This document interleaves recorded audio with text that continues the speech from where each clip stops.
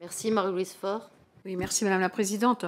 Bon, je m'associerai, à ce qu'a dit, Joachim puisque, dans la situation actuelle et je félicite les deux comment auteurs, de ce rapport, très intéressant. Dans le contexte actuel, il est vrai qu'on a quand même découvert, suite à l'état d'urgence et à travers les perquisitions, un certain nombre d'armes de guerre, qui sont même pas, contenues dans ce qu'on évoque dans cette circulaire. Tout à l'heure, Joachim a donné les chiffres, je ne vais pas revenir dessus, c'est vrai, et il y en a sûrement d'autres, malheureusement. Il y a effectivement les filières des Balkans, mais il y a aussi pas mal d'armes en Belgique, on le voit bien ces temps-ci.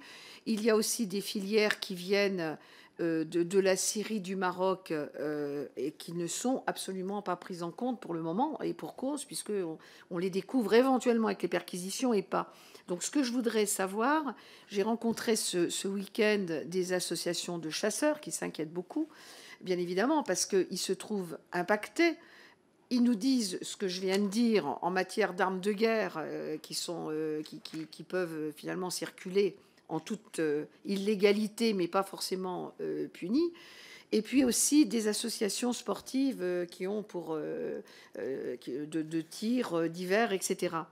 Donc, ce que je voudrais savoir, est-ce qu'il y a une chance, et suite à ce que vous avez dit, à ce que parallèlement à ce texte, qui a l'intérêt quand même de limiter effectivement les armes, et je soutiendrai bien sûr l'amendement de Charles, mais est-ce qu'il y a une chance pour qu'il y ait au niveau européen, alors je sais que ça dépasse le cadre de votre rapport, est-ce qu'il y a une chance qu'au niveau européen, on arrive à avoir une vision commune, parce qu'il y a quand même des pays qui sont beaucoup plus laxistes que d'autres en matière de trafic, et que les peines ne sont pas les mêmes. Et je me suis laissé dire, mais voilà, que les trafics d'armes de guerre véritablement passent par un certain nombre de circuits qui prennent en compte effectivement la législation mise en place dans les différents pays.